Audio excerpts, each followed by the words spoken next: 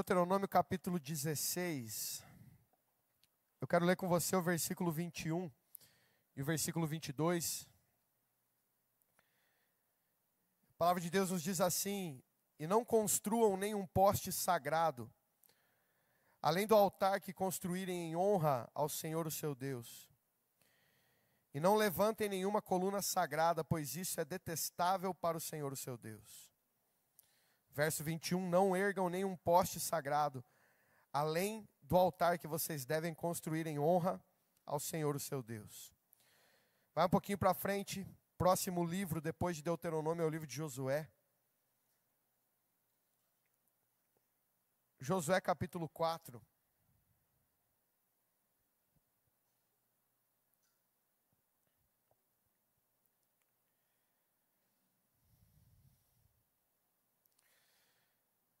Quero ler com você a partir do versículo 2, só para situar você onde essa passagem está acontecendo. Ao final de 40 anos de peregrinação no deserto, então chega um momento onde Israel, agora liderado por Josué, após a morte de Moisés, eles vão adentrar a terra prometida, e aqui no capítulo 4 é o momento que antecede a cena aonde Israel então vai começar a pisar dentro das águas do Jordão. As águas do Jordão vão parar de correr, eles vão cruzar o Jordão a pé seco e começar a conquista da terra prometida. Antes desse processo iniciar, Deus está tendo uma conversa com Josué aqui. Antes de toda essa história se desenrolar aqui no livro de Josué, eu quero ler com você essa conversa que Deus está tendo com Josué. Capítulo 4, a partir do versículo 2, Deus diz o seguinte a Josué: escolha 12 homens dentre o povo, um de cada tribo, e mande que apanhem 12 pedras do meio do Jordão, do lugar onde os sacerdotes ficaram parados. Levem-nas com vocês para o local onde forem passar a noite. Josué convocou os 12 homens que escolhera dentre os israelitas, um de cada tribo, e lhes disse: passem adiante da arca do Senhor o seu Deus até o meio do Jordão. Ponha cada um de vocês uma pedra nos ombros, conforme o número das tribos dos israelitas. Elas servirão de sinal para vocês. No futuro, quando seus filhos lhes perguntarem o que significam essas pedras, respondam que as águas do Jordão foram interrompidas diante da arca da aliança do Senhor, quando a arca atravessou o Jordão. As águas foram interrompidas, e essas pedras serão um memorial perpétuo para o povo de Israel. Os israelitas fizeram como Josué lhes havia ordenado, apanharam 12 pedras do meio do Jordão, conforme o Senhor tinha ordenado a Josué, e as levaram ao acampamento onde as deixaram. Josué construiu também um altar com 12 pedras no meio do Jordão, no local onde os sacerdotes que carregavam a arca da aliança tinham ficado, e elas estão lá até o dia de hoje. Amém? Em alguns momentos ele é visto como um objeto, em outros como um lugar. Por muitas pessoas ele é visto como uma plataforma. Muitos outros se referem a ele como um lugar de adoração, ou até algumas pessoas se referem a ele como um lugar místico. Mas é fato que o altar é um assunto que permeia toda a narrativa bíblica. Seja literalmente sendo construído e executado sobre ele as ordenanças que Deus deixou, ou seja, em outros momentos, por meio do coração da igreja de Jesus Cristo, carregando e manifestando o estilo de vida que o altar ensina e carrega.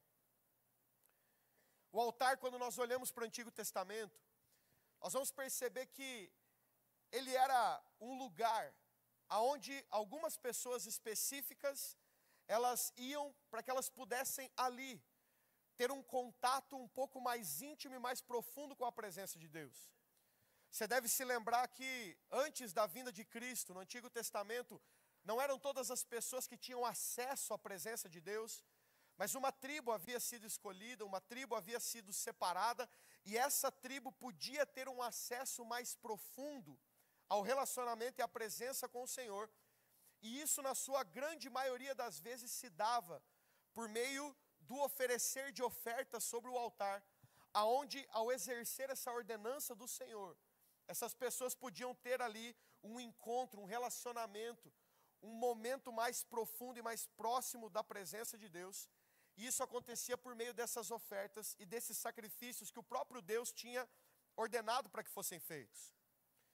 De maneira prática, o altar ele era uma construção feita de pedras, que formavam uma mesa, cuja a ideia era que essa mesa elevasse o sacrifício, que essa mesa tornasse o sacrifício elevado, distinguível, perceptível ao olhar do Senhor e de todas as pessoas. Então a ideia do altar era isso, uma mesa elevada, uma mesa que elevava o sacrifício e tornava esse sacrifício evidente, perceptível, distinto, visível. Quando nós olhamos para o Antigo Testamento, ele vai nos apontar 3 principais propósitos pelo qual um altar deveria ser construído. O primeiro propósito que o Antigo Testamento nos dá era que o altar era um lugar onde incenso era queimado. Repete comigo, incenso. Nós hoje entendemos bem que o incenso simboliza, ele representa para nós esse aroma da adoração e da oração, esse aspecto da devoção sendo vivida na prática. A oração e a adoração dos santos.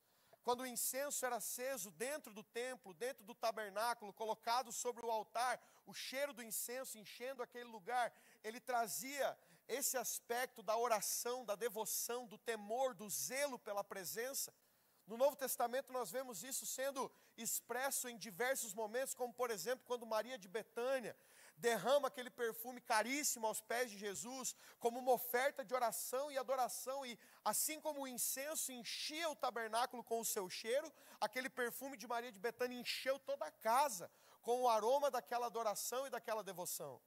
Então, o primeiro propósito que o Antigo Testamento nos aponta do altar, é que o altar é um lugar onde oração e adoração é vivida e desenvolvida. Fala para quem está do seu lado, o altar é um lugar de oração e adoração. Em um segundo aspecto, além de o altar ser um lugar onde incenso é queimado, o altar também era um lugar onde sacrifícios eram oferecidos. Então todos esses sacrifícios que foram ordenados e estabelecidos pelo próprio Deus, eles eram entregues e colocados sobre o altar, e esse era o segundo propósito que o altar tinha, ser um lugar de sacrifício. E o terceiro e último propósito que o Antigo Testamento nos aponta do altar, é ser um lugar de memorial. Então nós podemos perceber que muitas vezes o povo de Israel construiu altares, e esses altares foram construídos como um memorial a respeito de quem Deus é, e a respeito das coisas que Deus fez no meio deles. Você vai ver, por exemplo, quando Moisés lidera o povo na travessia do Mar Vermelho, ao terminar a travessia do Mar Vermelho e chegar ao outro lado, Moisés constrói um altar dizendo, esse altar ficará aqui como um testemunho perpétuo, um memorial perpétuo, a respeito do grande livramento que Deus nos deu. Nós vamos ter vários outros exemplos na Bíblia, como, por exemplo, Josué, capítulo 22, Êxodo capítulo 17, a Bíblia em vários momentos vai nos trazer situações onde batalhas foram vencidas, o Senhor operou milagres sobre o povo de Israel, e no final dessa cena, um altar foi construído, e aquele altar ficou ali, como um memorial que apontava para quem Deus é, e para aquilo que Deus fez no meio do povo. Então repete isso comigo, devoção, sacrifício e memorial. Grava isso com você, esses eram os 3 principais propósitos que o altar trazia e carregava no Antigo Testamento. Era um lugar onde devoção, oração, adoração era entregue, por meio tanto das orações quanto dos sacrifícios. Era um lugar onde os sacrifícios eram oferecidos, e também era um memorial, que era instaurado, estabelecido, e que apontava para o Deus de Israel, e para tudo aquilo que ele havia feito e estava fazendo no meio do seu povo. Esses sacrifícios que eram oferecidos sobre o altar, eles tinham 5 principais sacrifícios. E esses 5 principais sacrifícios eram organizados em 2 grupos. O primeiro grupo era chamado de sacrifícios obrigatórios. E dentro desse grupo, nós temos 2 desses 5. Levítico, capítulo 4, vai nos falar sobre o primeiro deles, que a Bíblia chama de sacrifício pelo pecado, ou oferta pelo pecado. Era um sacrifício que todo cidadão hebreu, judeu, deveria entregar como uma oferta, pedindo ao Senhor o perdão pelo seu pecado. Levítico capítulo 5 nos fala sobre o segundo tipo de oferta obrigatória, que a Bíblia chama de oferta pela culpa. Então nós temos essas duas ofertas que faziam parte desse grupo, chamado de ofertas obrigatórias. O povo não tinha escolha de dar ou não. O povo era obrigado a dar a oferta pelo pecado e a oferta pela culpa. E existia então um segundo grupo. Esse segundo grupo era conhecido ou chamado como ofertas voluntárias. E aqui dentro das ofertas voluntárias nós tínhamos as outras três principais ofertas. Levítico capítulo 1 nos fala sobre a primeira delas. A Bíblia normalmente chama ela de holocausto. E é uma oferta cuja a intenção era expressar adoração e devoção ao Senhor, compromisso com Deus.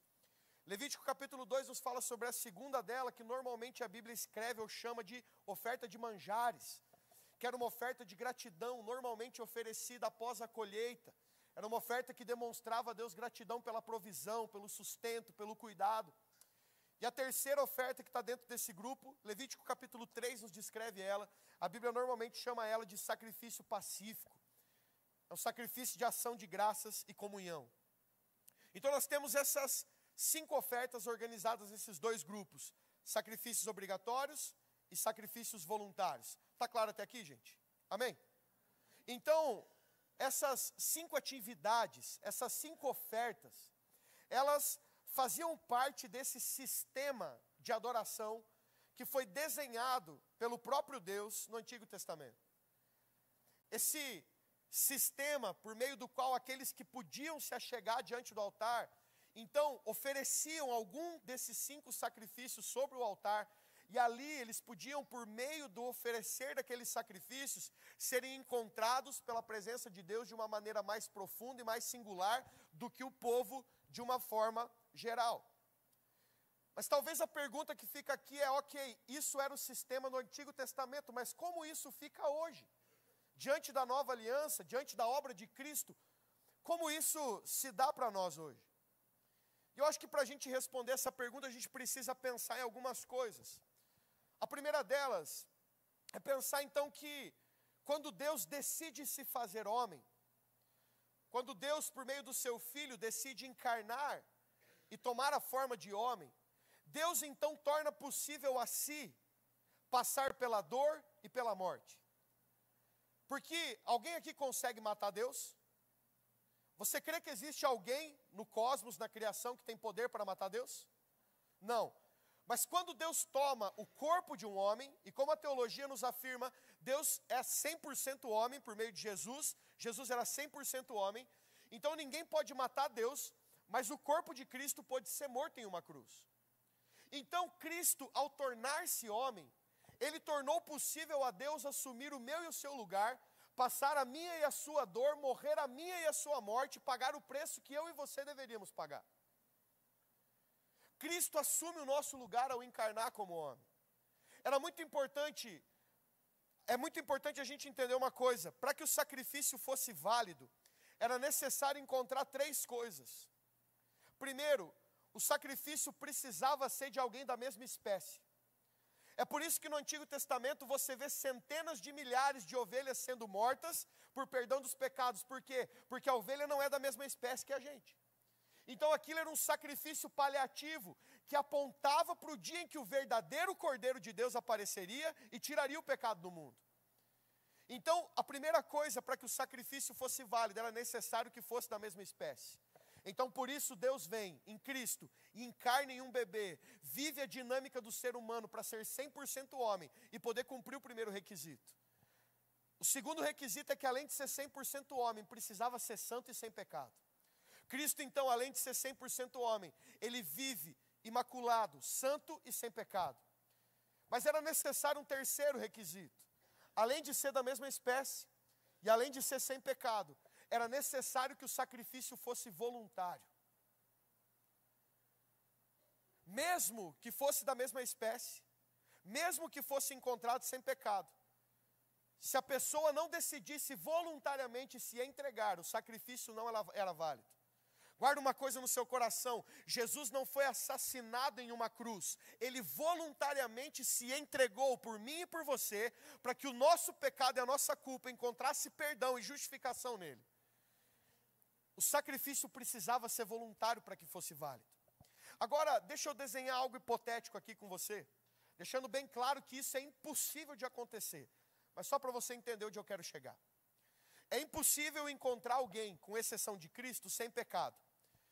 Mas vamos supor que fosse possível existir algum ser humano que nascesse sem a semente de Adão e conseguisse se conservar santo e puro. Repito, isso é impossível, mas vamos supor que fosse possível. E digamos que essa pessoa conseguisse viver a sua vida sem pecado, e então ela decidisse voluntariamente se entregar para pagar o preço pelos pecados da humanidade. Ela então teria que cumprir os 3 requisitos. Era da mesma espécie, viveu sem pecado e voluntariamente se entregou. E se essa pessoa morresse então em uma cruz, o que aconteceria naquele momento? Todos os pecados cometidos até o momento da morte daquela pessoa seriam perdoados, mas no segundo seguinte à morte daquela pessoa, todos os pecados cometidos a partir dali requereriam um novo sacrifício. Então Cristo, ao tomar o corpo de um homem, ele pôde sofrer a nossa dor e padecer a nossa morte, ele pôde assumir o nosso lugar, sendo 100% homem. Mas a teologia nos diz que ao mesmo tempo que ele era 100% homem, ele era 100% Deus. Então, sendo 100% homem, ele pôde assumir o nosso lugar e morrer em nosso lugar. Mas sendo 100% Deus, ele pôde dar um significado eterno à sua dor e à sua morte. É por isso que a Bíblia diz que ele não pagou os pecados apenas até o dia da sua morte e ressurreição, mas ele pagou o preço pelos pecados de uma vez por todas. Agora em Cristo, todos os pecados cometidos antes dele, o que estão sendo cometidos agora, os que serão cometidos, e que em arrependimento sejam colocados debaixo da cruz de Cristo, encontram nele suficiente redenção e perdão. Glória a Deus por Cristo na cruz.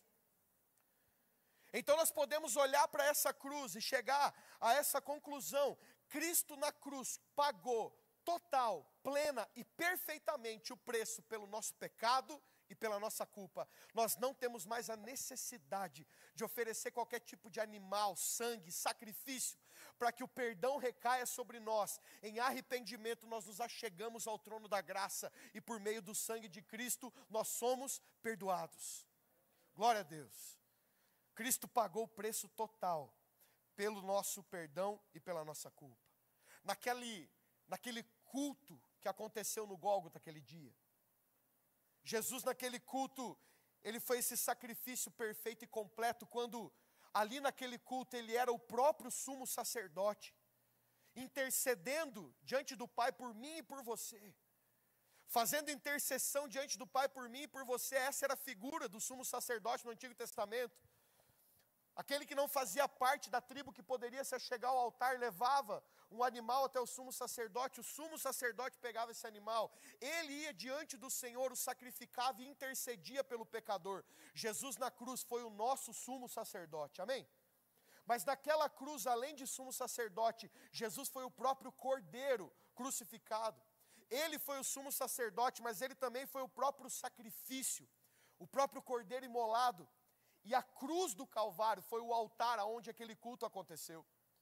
Lembra que eu disse para você que o altar era uma mesa que elevava o sacrifício e tornava ele distintivo e visível? João capítulo 3, versículo 14 e 15, João diz: assim como Moisés levantou a serpente no deserto, era necessário que o Filho do Homem fosse levantado sobre o madeiro, para que todo aquele que colocando os olhos nele, dele recebesse a vida eterna. Cristo naquele dia pagou o preço perfeito pelos nossos pecados e pela nossa culpa. Mas a pergunta agora é: e os sacrifícios voluntários? Nós já concluímos aqui que Cristo pagou o preço perfeito e pleno dos sacrifícios obrigatórios, que eu expliquei para você, que era a oferta pelo pecado e a oferta pela culpa. Mas e os sacrifícios voluntários? Cristo também os pagou na cruz de uma forma que nós não precisamos mais nos atentar a eles, de uma forma que agora não há mais necessidades deles.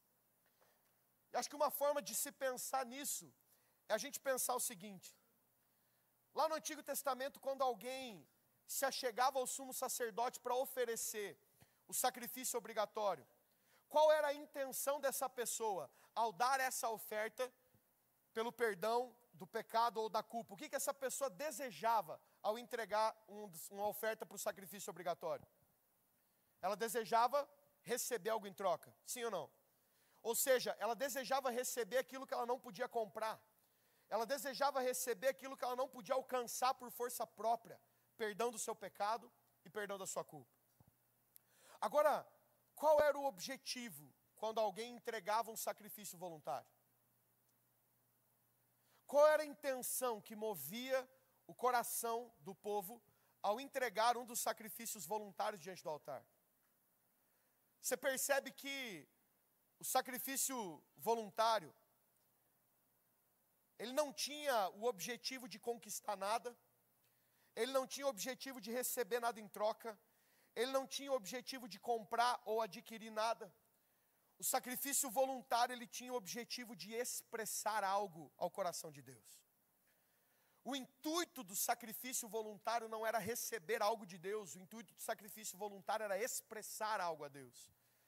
Era dizer a Deus o quanto o coração o amava, o honrava, o respeitava, quanta gratidão havia no coração em reconhecimento do quanto o Senhor é digno, do quão grato estavam com o Senhor.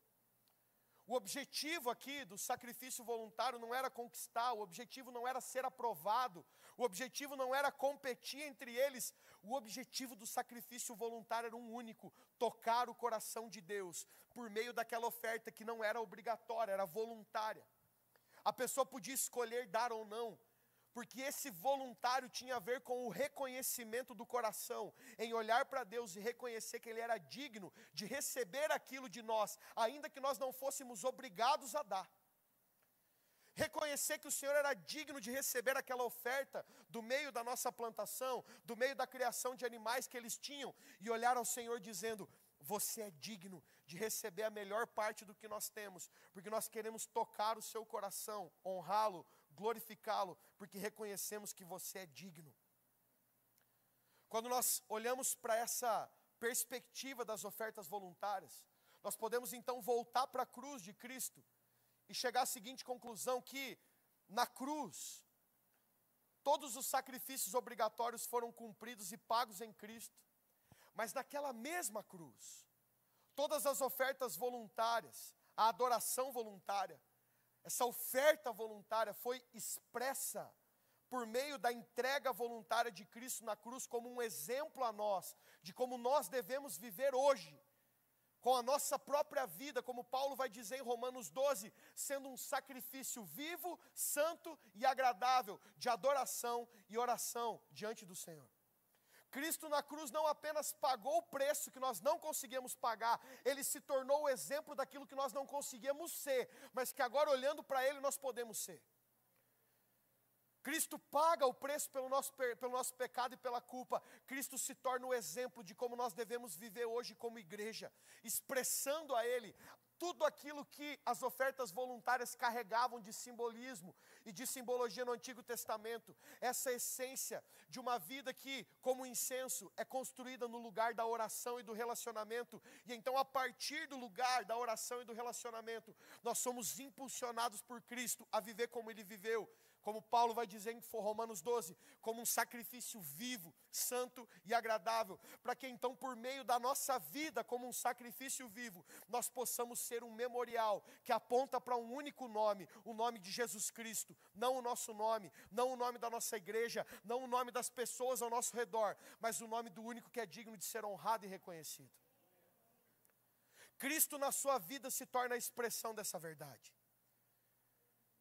A Bíblia é exaustiva em nos apontar que Cristo tinha uma vida de oração e devoção e adoração diante do Pai. Ele constantemente se retirava para orar, ele constantemente se afastava dos discípulos para ficar a sós com o Pai. Várias vezes ele demonstra a importância desse lugar da devoção, do relacionamento e da adoração. Na última ceia ele reúne os discípulos para cantarem uma canção antes da sua morte, exaltando e adorando o nome do Senhor. Cristo na sua vida demonstrou esse primeiro aspecto do altar, de ser um lugar de oração e adoração, de relacionamento profundo. Ele viveu um relacionamento profundo com o Pai, enquanto homem aqui na terra, Mas o segundo aspecto ele também expressou quando diversas vezes ele repetia a seguinte frase: eu só faço aquilo que eu vejo meu pai fazer. Eu vim aqui para cumprir a vontade do meu pai. Em outras palavras, Jesus estava dizendo: eu não gasto o meu tempo perseguindo qualquer outra coisa. Eu não gasto o meu tempo me sacrificando por mim mesmo. Eu gasto o meu tempo sendo um sacrifício vivo para o propósito do meu pai. Jesus vai nos dizer: se você quiser vir após mim, negue-se a si mesmo, tome a sua cruz e me siga. Responde uma coisa para mim: o que a cruz era para Jesus? Para Jesus a cruz era propósito. Jesus é o servo sofredor, o cordeiro que foi morto antes da fundação do mundo. Ele nasceu marcado para morrer, foi o rei coroado na crucificação. A cruz fazia parte do propósito de Jesus, para remissão. Ele sabia. Quando ele está dizendo para mim e para você: se você quiser ser meu discípulo, se você quiser vir após mim, negue-se a si mesmo, tome a sua cruz e me siga. Ele não está falando sobre uma vida de lamúria, sofrimento e dor. Ele está falando sobre você entender que, em primeiro lugar, você constrói uma vida de adoração, devoção e relacionamento. E como consequência disso, você aprende a viver como ele viveu, tomando a sua cruz, ou seja, tomando o propósito que ele escreveu para você. À medida em que você deixa de tentar viver o seu próprio propósito, e você, como um sacrifício vivo, santo e agradável, se submete ao propósito que ele escreveu para você, e você caminha debaixo dessa obediência. Paulo vai escrever em Filipenses capítulo 2, ele vai dizer: Cristo não usurpou do seu direito de ser como Deus, mas ele abriu mão desse direito, tomou a forma de homem e viveu obediente ao plano do Pai, como um sacrifício vivo, se submetendo a esse plano até a morte e morte de cruz. Cristo se torna a expressão do que é ser um incenso, adoração e oração. Ele se torna a expressão do que é ser um sacrifício vivo. Cristo na cruz se torna esse memorial, a partir do qual todos nós podemos olhar para aquilo que ele fez lá, e ao contemplar o Cristo morto e ressurreto, dele nós recebemos a salvação. Nós somos convidados pelo Senhor a não apenas olhar para a cruz e celebrar os sacrifícios obrigatórios que foram pagos nele, mas nós somos convocados pelo Senhor para que naquela mesma cruz nós entendamos que celebramos o que recebemos pela graça, mas nós somos convocados a viver a partir de hoje como aqueles que são os construtores de altar dessa geração, como aqueles que agora, por meio do seguir do exemplo de Cristo, vivem as suas vidas carregando a essência daquilo que os sacrifícios voluntários carregavam no Antigo Testamento.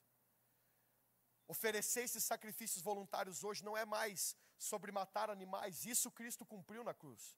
Não é mais sobre queimar os alimentos, matar os animais e queimá-los, mas agora é sobre a igreja de Cristo carregar no seu próprio corpo a essência daquilo que era demonstrado por meio dessas ofertas voluntárias no Antigo Testamento. O que a Bíblia está nos falando é sobre uma noiva, sobre uma geração tão fascinada e tão apaixonada pela beleza e pela majestade de Cristo, que ela tem por maior desejo e vontade do seu coração gastar a sua vida em intimidade, em devoção, em relacionamento com o Cristo, e a partir desse lugar, viver os seus dias intensamente, sendo consumidos pela obra do Cordeiro. O Senhor continua, como Crônicas vai nos dizer, passando com seus olhos por toda a terra, procurando homens e mulheres cujo coração seja totalmente dele, porque Deus continua levantando seus construtores de altar. Assim como ele fez em outras gerações, ele continua fazendo nessa.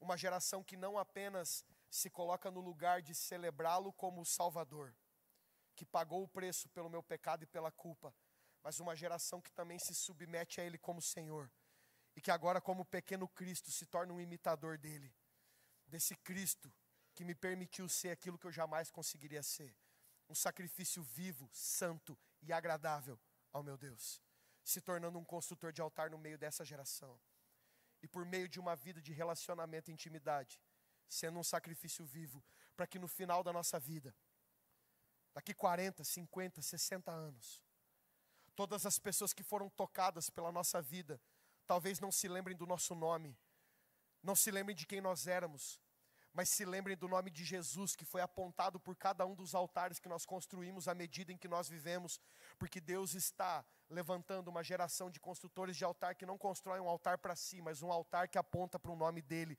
como um memorial a respeito de quem Deus é e a respeito do que Deus faz.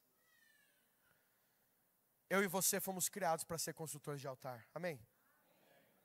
Na verdade, a pergunta que eu quero que você responda nessa noite nem é essa. Porque, em essência, Deus criou todo mundo para construir altar. Todo mundo constrói altar. A nossa escolha não é se a gente vai construir ou não vai. Na verdade, a nossa escolha é para quem nós vamos construir os nossos altares. A pergunta que a gente tem que responder é essa. Porque todos nós vamos construir altares de alguma maneira. A nossa escolha não é construir ou não, a nossa escolha é a quem nós construiremos o nosso altar. Para quem o nosso altar apontará. Quando as pessoas olharem os altares que nós temos deixado com a nossa vida, o nome de quem está sendo lembrado quando elas olham para os altares que nós temos deixado. Quando a gente olha para a história do povo de Israel, a gente vai perceber que em diversos momentos, o povo de Israel levantou altares ao Senhor, se dedicou, gastou recurso, tempo, cultuou e adorou e deixou altares em memória a Yahvé. Mas em diversos outros momentos nós vamos perceber que o povo de Israel fez isso a outros deuses ou muitas vezes a si mesmo. Alguns exemplos, Gênesis capítulo 11, a partir do verso 4, a Torre de Babel. Nós olhamos para aquele texto e percebemos um povo que se reúne, e a conversa deles é: vamos construir um monumento, uma torre, um altar, e vamos construir ele o mais alto que a gente puder. Vamos gastar a nossa vida nesse propósito, vamos pegar todos os nossos recursos, vamos nos dedicar a isso como se isso fosse um propósito importantíssimo de vida. E vamos construir essa torre o mais alto que a gente puder. E para que nós vamos construir? Qual vai ser o propósito dessa torre? O propósito dessa torre é a adoração ao nome, a celebração ao nome. E o nome de quem nós vamos adorar? O nome de Deus? Não. Eles dizem: vamos levantar uma torre o mais alto que puder. Que essa torre possa tocar o céu de uma forma que nós possamos tornar o nosso próprio nome célebre no meio da nossa geração. Responde uma coisa para mim: existia dedicação ali na Torre de Babel? Sim ou não? Existia esforço ali? Existia culto sendo prestado ali? Existia adoração ali? Existia um memorial ao nome sendo deixado ali? Existia altar sendo construído? Existia culto sendo construído? Mas no fim, o sacrifício, a devoção e o memorial não eram a Yahvé, mas era o próprio nome deles. Nós vamos ver um outro exemplo disso no livro de Jeremias, capítulo 16, a partir do versículo 11. Os jovens daquela geração procuram Jeremias. Fazia tempo que Deus não falava nada, Deus estava em silêncio. E os jovens procuram Jeremias e dizem: Jeremias, pergunte ao Senhor, por que o Senhor não fala conosco? E então Jeremias consulta ao Senhor e Deus fala com ele e diz: diga a esses jovens o seguinte: os pais de vocês cometeram algo terrível aos meus olhos. Se prostituíram com outros deuses, adoraram outros deuses. Você concorda comigo que idolatria é algo que Deus abomina? Biblicamente está claro isso para você? Agora perceba o que Deus diz. Deus fala: os pais de vocês cometeram algo terrível, só que vocês fizeram algo pior. Essa é a resposta de Deus para aqueles jovens. Ele diz: os pais de vocês adoraram outros deuses, só que vocês fizeram algo pior. Porque os pais de vocês, ao adorarem outros deuses, continuaram em uma posição onde eles reconheciam a necessidade de uma divindade. Porém vocês se tornaram deuses de si mesmos. E vocês começaram a gastar a sua vida como se vocês fossem os governantes e os deuses sobre vocês mesmos, dentro da sua própria geração. Mais uma vez você vê Deus repreendendo uma geração dizendo: vocês têm cultuado, vocês têm se gasto por um propósito, vocês têm se entregue por um propósito, mas no fim esse propósito não é exaltar o meu nome, não é deixar um memorial ao meu nome. Um último exemplo, e talvez um dos que mais se assemelha à nossa realidade hoje, Êxodo capítulo 32, 33. Você lembra que o povo de Israel era escravo no Egito? Você sabe muito bem que escravo não tem riqueza, escravo não tem posse, escravo não tem bens, escravo não tem dinheiro. Mas quando Deus vai enviar a última praga, a morte dos primogênitos, Deus fala para aquela geração o seguinte: Ele fala para as mulheres principalmente, Ele diz para as mulheres hebreias: eu vou inclinar o coração das egípcias a vocês. E as egípcias vão dar para vocês anéis, pulseiras, colares e brincos. Então, antes da última praga acontecer, Deus enche aquele povo de riqueza. Então a última praga vem, Israel é liberto, eles começam a caminhar agora em direção à terra prometida. Se você ler o livro de Êxodo, você vai perceber que Deus começa a ter alguns diálogos com Moisés. E nesses diálogos Deus começa a falar para Moisés, como se dissesse assim: Moisés, eu estou com uma ideia. E a minha ideia é a seguinte, Moisés, eu quero construir um tabernáculo. E dentro desse tabernáculo eu quero colocar uma arca, e essa arca simbolizará a minha presença. Porque eu quero ter um lugar de habitação no meio do meu povo, eu quero ter um lugar de manifestação no meio do meu povo.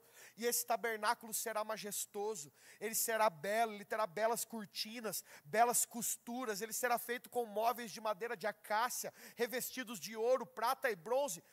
Deus começa a dar a planta do tabernáculo para Moisés, um tabernáculo que necessitaria de dinheiro para ser construído. E a questão é que Deus já havia provido o próprio povo para que o tabernáculo fosse construído, dando as riquezas lá no Egito, por meio das ofertas que as hebreias receberam das egípcias. Então a gente chega em Êxodo 32 em diante. Moisés sobe o monte, você conhece a história, ele fica lá 40 dias, jejum diante do Pai, face a face. Só que nesses 40 dias o povo está aqui embaixo. E o povo está olhando o que está acontecendo lá em cima. E o povo acha que já passou tempo demais. Deus não falou que ia durar 40 dias, nem Moisés. Passa 10, passa 15. O que o povo está vendo é trovão, relâmpago, aquela nuvem, toda a força cósmica. Eles acham que Moisés morreu. E então naquela hora eles vão atrás de Arão. E a pergunta, ou a fala deles para Arão é a seguinte: Arão, nós achamos que Moisés morreu e nós precisamos de alguém que interceda por nós, que interceda pelos nossos desejos, que interceda pelos nossos pedidos. Nós precisamos de alguém que nos lidere ao lugar que nós queremos chegar. A questão daqueles caras não era serem liderados ao que Deus queria, a questão daqueles caras era serem liderados ao que eles queriam, aos desejos do coração deles. Eles queriam um líder que respondesse os desejos do coração deles. Então Arão olha para aquilo e diz: ok, vamos resolver esse problema. Peça para que as mulheres tragam aqui os anéis, as pulseiras, os colares e os brincos. Arão pega toda aquela riqueza que Deus deu para que fosse usada construindo uma casa de encontro para ele, e usa aquela riqueza para construir um bezerro de ouro que simbolizava o Deus que estava ali, para atender os desejos do próprio coração daqueles homens, os desejos corruptos do próprio coração daqueles homens.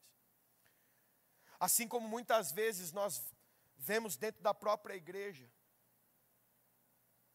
a igreja sendo usada para que as pessoas possam alcançar aquilo que elas desejam.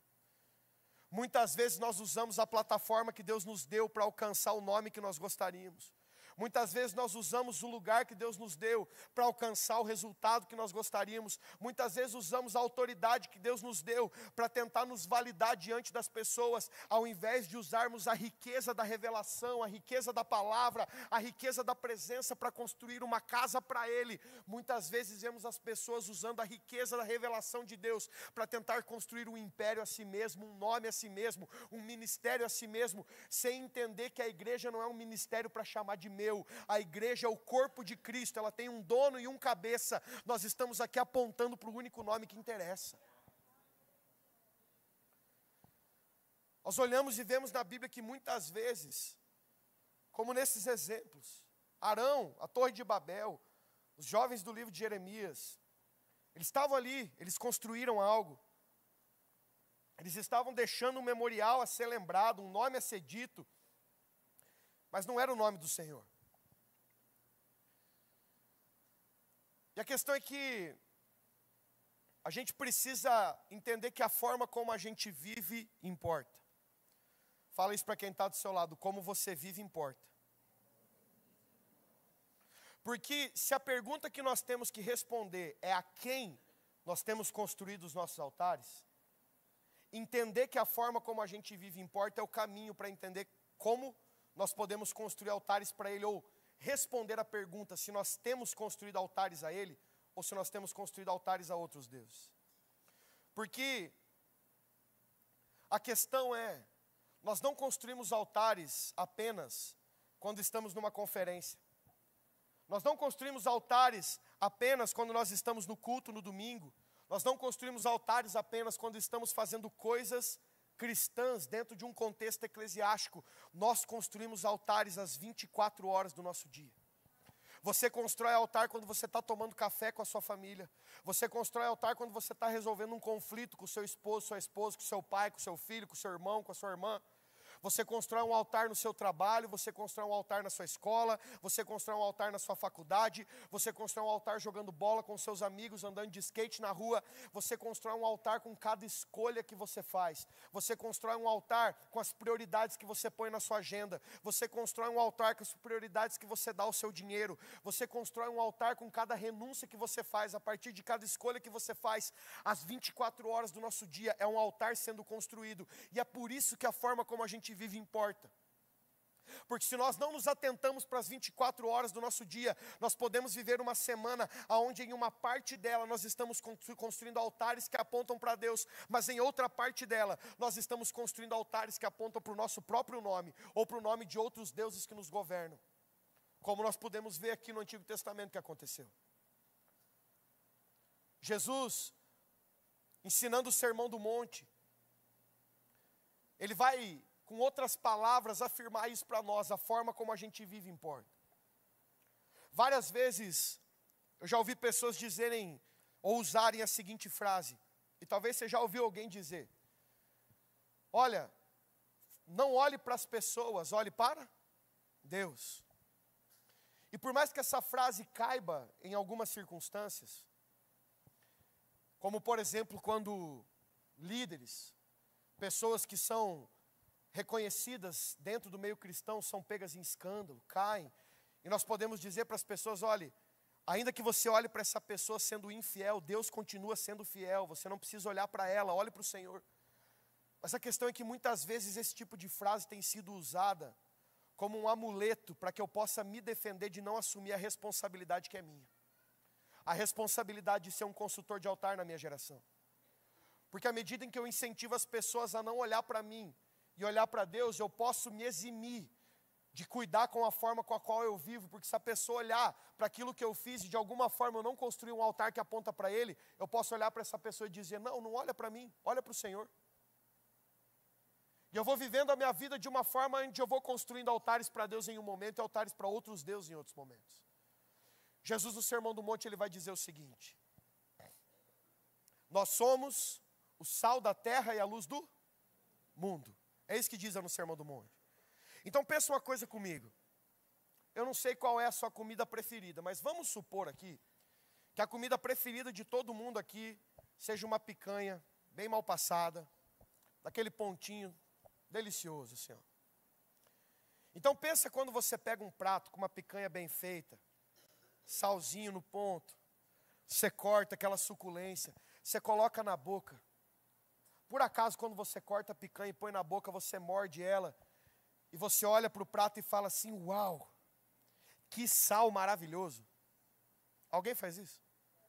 Chega a ser meio patético você pensar em alguém fazendo isso, sim ou não? Mas é fato que todo mundo concorda que você só consegue sentir todo o sabor daquela picanha porque o sal está ali. Sim ou não? Se você for num museu, numa exposição de obras de arte, você não vai entrar dentro daquele lugar preparado, adornado, e olhar para uma lâmpada e falar: uau, que luz incrível.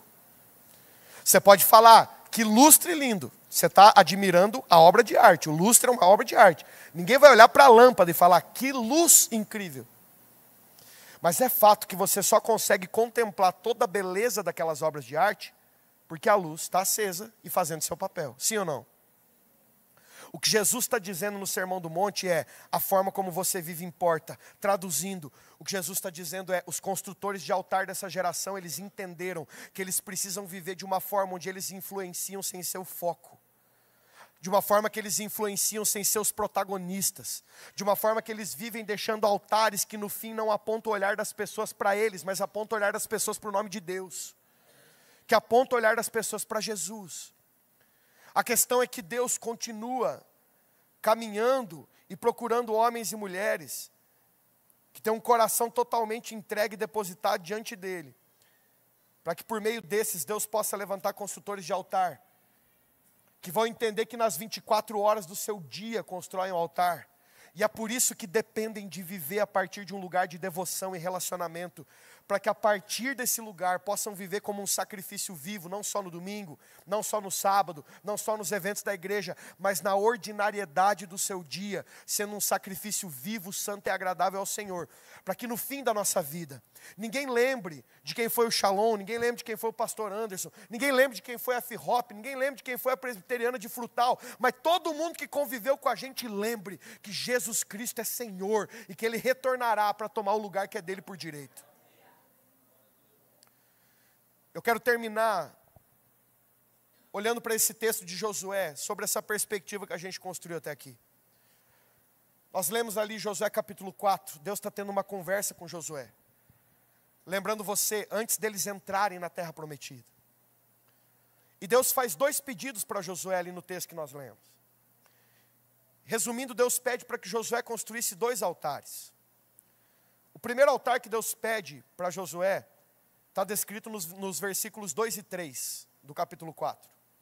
Deus fala para Josué o seguinte: Josué, escolha 12 homens, um homem de cada tribo, peça para que cada um deles pegue uma pedra do meio do Jordão, que estava seco, onde os sacerdotes ficaram parados com a arca nos ombros. Peguem essa pedra, levem essa pedra lá do outro lado, e então quando você chegar lá, você vai juntar essas pedras e vai construir um altar lá. E então no versículo 9, Deus faz o pedido do segundo altar para Josué. E Deus fala para Josué: agora você, Josué, aí no meio do Jordão, onde os sacerdotes ficaram parados, você vai pegar 12 pedras. Você vai construir um altar aí no meio do Jordão. Perceba isso comigo, Deus fala para Josué construir 2 altares. Um altar dentro do rio, um altar fora do rio. Um altar invisível ao olhar de todo mundo, um altar visível ao olhar de todo mundo. Está claro isso para você? Está claro até aqui? Então o primeiro altar que Deus pede para Josué construir é esse altar lá fora. O altar visível ao olhar de todo mundo. O altar que é construído do lado de fora do rio. Os versículos 5, 6 e 7 do capítulo 4 de Josué nos explicam o propósito desse altar. O que esse altar significava? Em essência, o que esse altar significava é tudo isso que a gente veio construindo até aqui. Deus fala para Josué: esse altar servirá como um memorial. Memorial do que, Josué? Memorial que vai contar para essa geração, para a próxima e para as outras, para os estrangeiros, tudo aquilo que Deus fez sobre o povo de Israel e por meio do povo de Israel. Tudo aquilo que Deus manifestou sobre eles e tudo aquilo que Deus operou por meio deles. A forma como eles viveram e tudo aquilo que Deus fez e liberou e que revelou o caráter de Deus e revelou e manifestou o desejo de Deus no meio daquele povo. Em essência, esse altar externo fala sobre o Deus que se manifesta por meio da nossa vida para a sua própria glória. Você tem desejo de ser usado por Deus para a glória dele? Amém? Você deseja que a sua vida seja uma vida para a glória dele? Esse altar fala exatamente sobre esse desejo.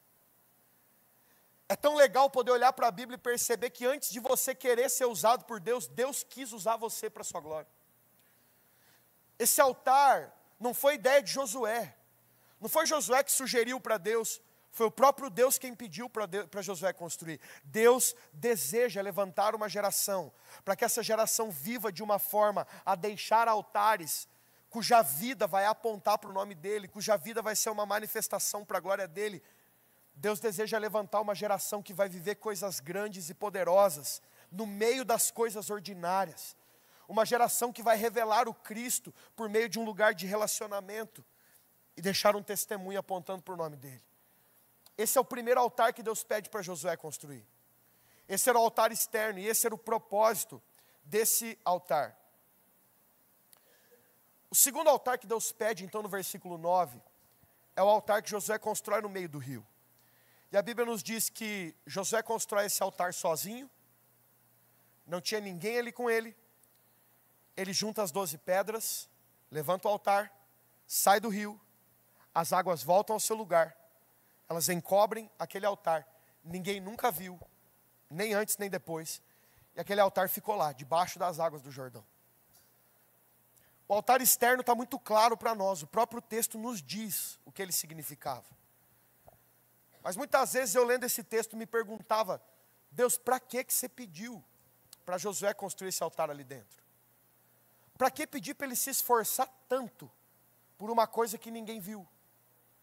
Para que pedir para ele se esforçar tanto para construir algo que ninguém pôde ver? Nem enquanto ele estava construindo, nem depois, as águas cobriram. A sensação que eu tenho era que Deus estava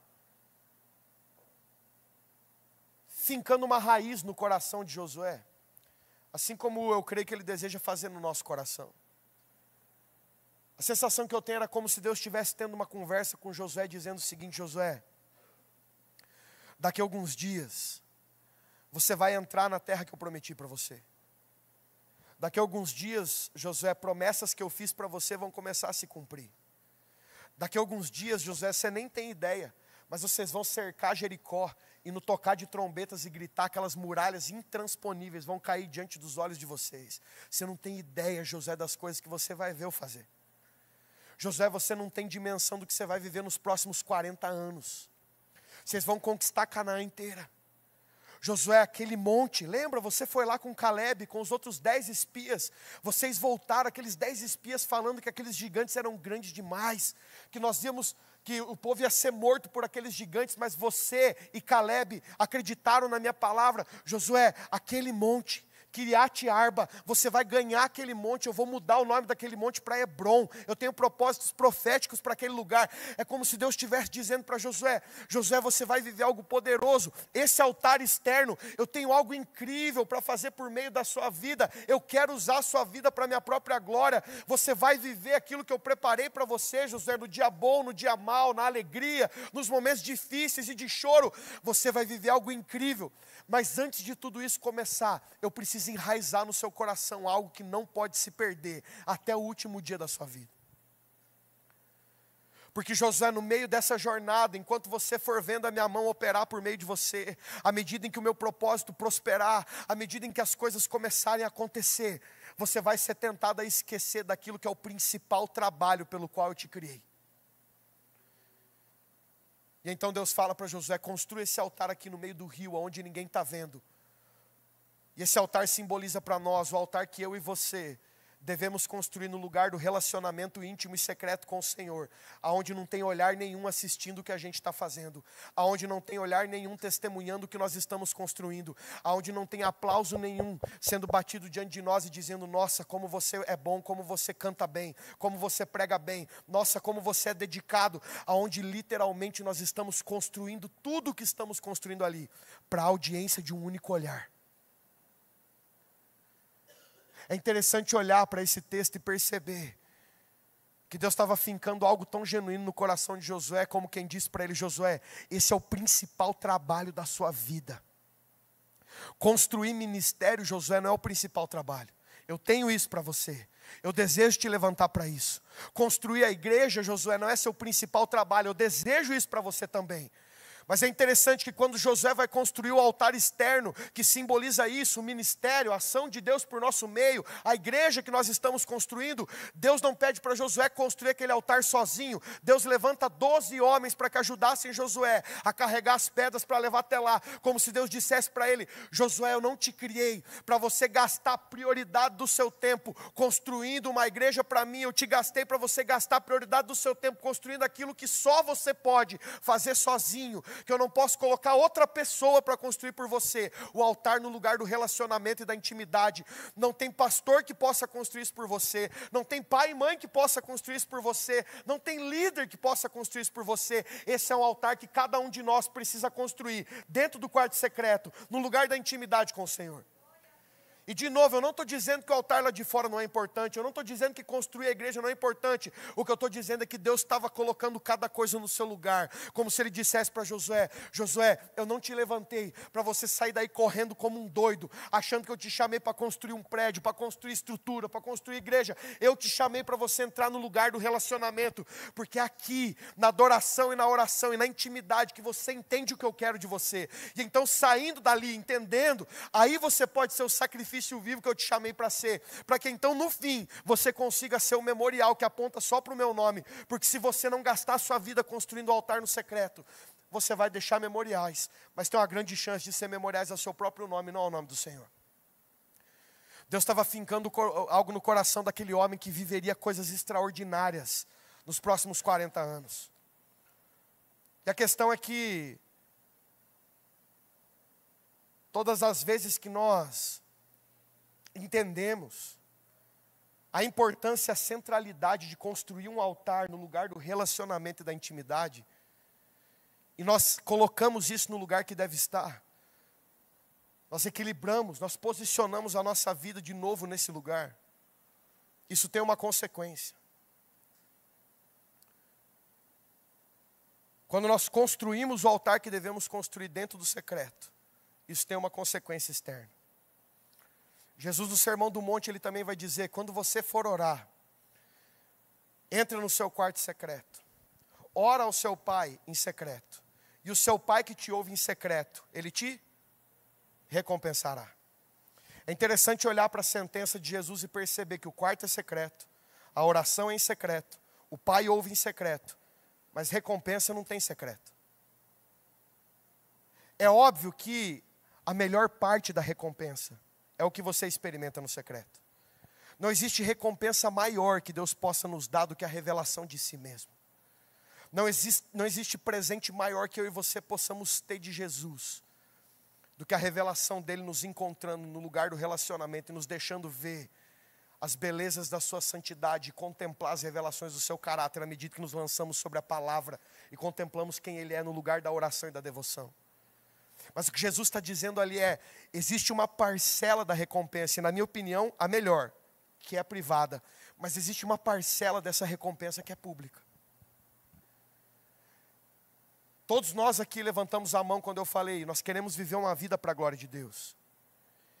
Eu repito para você, quem constrói um altar no lugar secreto tem uma consequência externa. Olha para isso comigo, quando Josué vai construir o altar lá fora, esse altar que representa a ação de Deus por meio da nossa vida, esse altar que representa Deus nos usando para a sua própria glória, quantas pedras Josué utiliza para construir o altar lá de fora? 12 pedras, amém? Quando Josué vai construir o altar da intimidade dentro do rio, quantas pedras Josué usa para construir o altar dentro do rio? 12 pedras também. Na cronologia dos fatos, Josué constrói primeiro o altar dentro do rio, para então construir depois o altar de fora.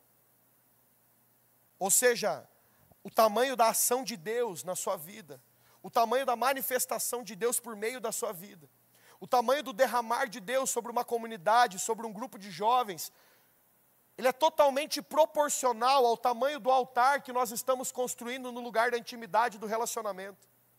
O altar externo só é uma consequência do altar interno. A manifestação de Deus é uma consequência daquilo que nós construímos em intimidade.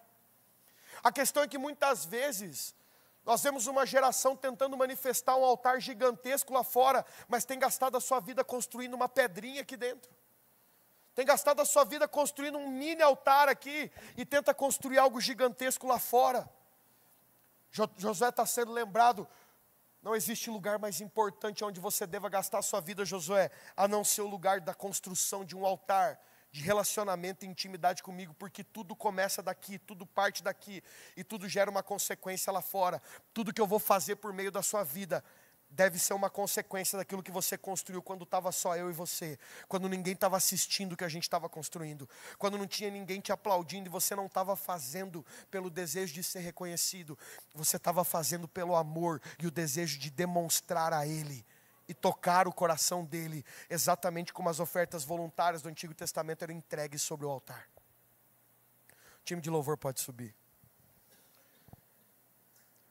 Mas num segundo aspecto, além do altar externo, ele ser totalmente proporcional ao interno, quando Josué constrói esse altar lá fora do rio, Josué usa as pedras que foram retiradas do mesmo lugar das pedras que ele utilizou para construir o altar interno. É interessante que quando Deus pede para Josué construir o altar lá fora, Deus pede para que as pedras fossem tiradas do meio do Jordão, do lugar onde os sacerdotes ficaram parados. Se lembra, eles moravam em lugares desérticos. Não faltava pedra do lado de fora do rio.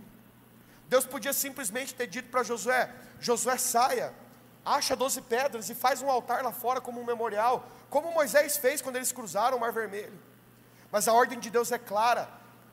Josué, o altar de fora não é só do mesmo tamanho do altar de dentro. O material que você usa para construir o altar de fora é o mesmo material que você usou para construir o altar de dentro.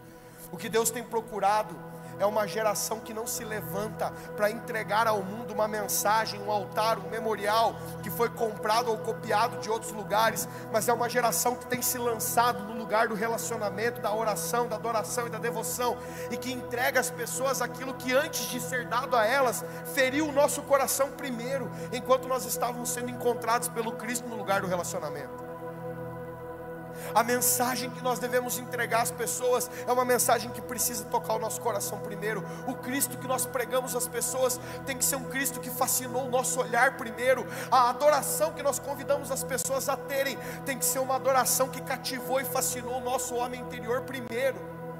O altar de fora não era só do mesmo tamanho com que o de dentro, mas ele era feito do mesmo material, ele foi extraído do mesmo lugar. Deus não está levantando uma geração para ser o eco de algo que está acontecendo. Deus não está levantando essa igreja para ser o eco de algo que está sendo feito em outro lugar.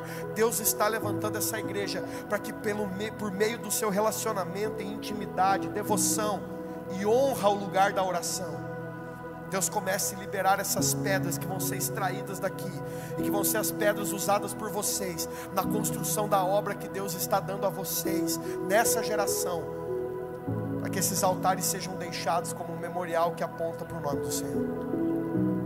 Vamos ficar de pé para parecer que está acabando.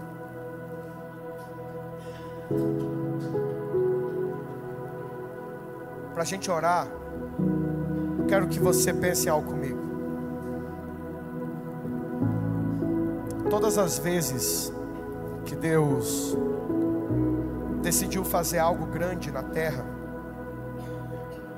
Deus procurou um amigo com quem contar. Shalom, você está dizendo que Deus depende de alguém para fazer o que Ele quer? De maneira alguma. Deus pode fazer o que Ele quer sozinho. Ele é todo poderoso. O que eu estou dizendo é que Deus escolheu fazer assim. Por quê? Não sei. Sinceramente eu não sei por que Deus quer contar comigo. Tem dias que nem eu quero contar comigo. Mas quando eu olho para a Bíblia, percebo que todas as vezes que Deus manifestou algo grande na terra, Ele encontrou um amigo com quem contar. Quando Deus decidiu mandar uma inundação sobre a terra, Ele encontrou um amigo chamado Noé, que conheceu o desejo do coração dele e cooperou com aquilo que estava sendo construído. Quando Deus desejou dar um sonho ao coração de Faraó, para salvar uma geração de morrer de fome, Ele encontrou um amigo chamado José, que lá interpretou o sonho de Faraó e liderou aquela geração a não morrer de fome. Quando Deus quis dar um livramento poderoso para o seu povo escravo no Egito, Ele encontrou um amigo chamado Moisés. Quando Deus desejou enviar fogo do céu, Ele encontrou um amigo chamado Elias, que reparou o altar em ruínas, construiu um novo altar para que o fogo pudesse descer. Quando Deus quis testar o coração de Saul, Ele encontrou um amigo chamado Samuel para fazer isso. Todas as vezes que Deus quis fazer algo grande, Deus encontrou amigos que dentro do lugar do relacionamento, ao conhecerem o desejo do coração de Deus, decidiram viver como um sacrifício vivo para que o desejo do coração de Deus se cumprisse na terra. A pergunta que eu tenho para mim e para você é: o que será que Deus pode fazer nessa geração, aqui em Frutal, no meio da sua cidade, no meio da sua igreja, se Deus encontrar você hoje disposto a dizer para Ele: Senhor, me encontra aqui como um amigo seu. Senhor, eu estou aqui nessa noite como quem diz para você: eu quero ser um construtor de altar na minha geração. Então eis-me aqui, Senhor. Fique essa verdade no meu coração, como você fez com Josué. Me atrai ao lugar da presença, como você fez com Josué, e me ensina a gastar minha vida primariamente construindo um altar no lugar do relacionamento, para que a partir do que eu tenho conhecido de você aqui, eu seja motivado a viver como um sacrifício vivo, porque eu quero gastar a minha vida de uma forma que é o fim dela. Tudo que eu vivi, tudo que eu fiz, da escolha mais singela e simples até a escolha mais grandiosa e espiritual, todas elas sejam um altar que aponta para um único nome, e que no fim o meu nome morra com o meu corpo, mas o de Cristo permaneça em todas as coisas. Se esse é o seu desejo, eu quero te convidar a fechar os seus olhos, a levantar suas mãos aos céus e falar isso ao Senhor. Fala: Deus, eis-me aqui. Talvez você está aqui nessa noite e no seu coração você diz: eu não tenho construído isso. Essa não é uma noite para julgamento do que nós temos construído. Esse é um convite a uma decisão. Esse é um convite a um posicionamento. Esse é um convite a se colocar nesse lugar como quem diz: Senhor, eis-me aqui para ser encontrado por você. Eu estou aqui nesse fim de semana não só para mais uma conferência.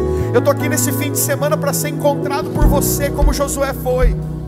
Assim como você enraizou no coração de Josué essas verdades, assim como você apaixonou o coração de Josué pelo lugar do relacionamento, assim como você apaixonou Josué pela construção de um altar no lugar da devoção, Senhor, desperta o nosso olhar, desperta o nosso homem interior. Espírito Santo, sopra sobre nós, desperta o olhar do nosso coração nessa noite, Senhor. Nos encontra aqui nesse lugar, nos desperta ao longo desse fim de semana, Senhor, a entendermos que existe um lugar aonde ninguém mais pode construir algo por nós.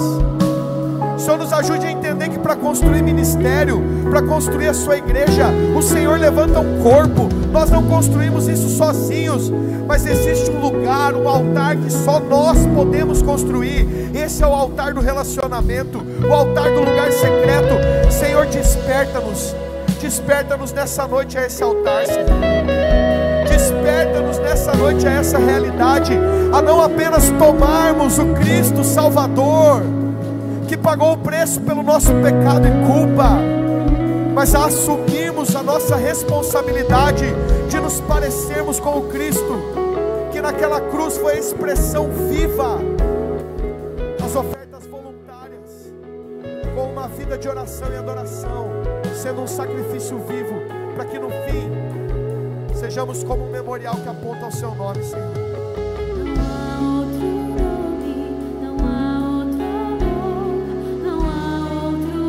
Sim, Senhor. Tem outro Senhor, minha devoção, toda minha afeição.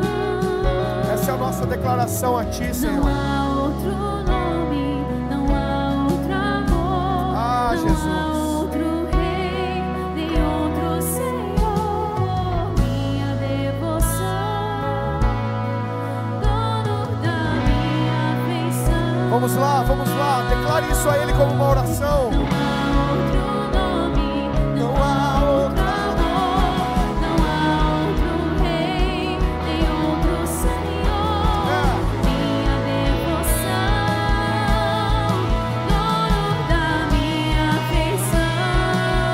Sim, Senhor. Não há outro nome, não há outro amor, não há outro rei, nem outro Senhor, minha devoção,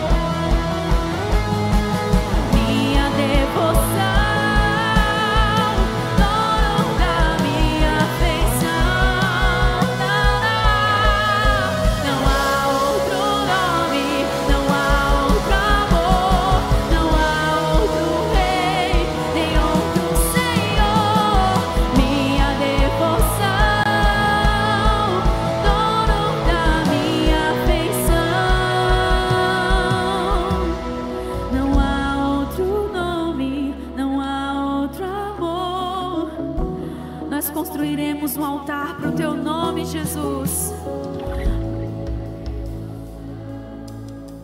Dono da minha afeição, não há outro nome, não há outro rei, nem outro Senhor, minha devoção. Ah, Jesus, nós gastaremos os nossos dias para Ti. Nós gastaremos os nossos dias naquilo que importa, construindo o altar da intimidade. Lembra-nos, Senhor, que construir o altar da intimidade é muito mais importante. Você nos chama ao relacionamento mais uma vez. Por isso, Senhor, renova as nossas forças, renova o nosso homem interior, para continuarmos firmes nessa construção, para continuarmos firmes com os olhos fixos em Jesus e na sua vontade, naquilo que importa. Senhor, nos dá graça e ousadia para abrirmos mão de outros afazeres que estão sugando a nossa energia daquilo que realmente importa. Mas nos ajuda, Jesus. Eis-nos aqui, ainda que um sim fraco, ainda que um sim frágil, eis-nos aqui. Nós queremos ser seus amigos, nós queremos ser aqueles que vão construir um altar para a glorificação do teu nome, porque só um nome importa, só há um Rei, Senhor sobre todos. Ele é o Senhor da história e nós fomos incluídos a fazer parte dela. É a história do Senhor e nós fomos chamados, incluídos na sua história para a sua glória. Por isso, Senhor, cativa-nos e dá-nos força. Não há outro nome, não há outro amor, não há outro rei, nem outro Senhor, minha devoção, dono da minha afeição. Não há outro nome, não há outro amor, não há outro rei, nem outro Senhor, minha devoção, dono da minha afeição. Nós lhe pedimos nessa noite que o Senhor venha marcar o nosso coração, redirecionar para os nossos caminhos, fortaleça a nossa alma, Senhor, transborda do Teu Santo Espírito, e a partir de cada um que se entregou nessa noite a Ti, sem nem mesmo saber como começar, mas confiante na Tua promessa, na Tua palavra, crendo, nós cremos, Pai, mas aumenta a nossa fé. Levanta, ó Pai, construtores de altar nesse lugar em nome de Jesus, para a Tua glória. Aonde o Senhor enviar cada jovem, cada adolescente, cada homem, cada mulher que o Senhor trouxe nessa noite, que possam ser instrumentos do Senhor de novas histórias, histórias de Deus em nós, que possamos ser apenas um canal do muito que o Senhor ainda fará através dessa geração. Muito obrigado pela Tua palavra, Senhor. Muito obrigado por este momento. O Senhor continue conosco no momento de comunhão que teremos agora. No nome de Jesus que nós oramos. Amém e amém.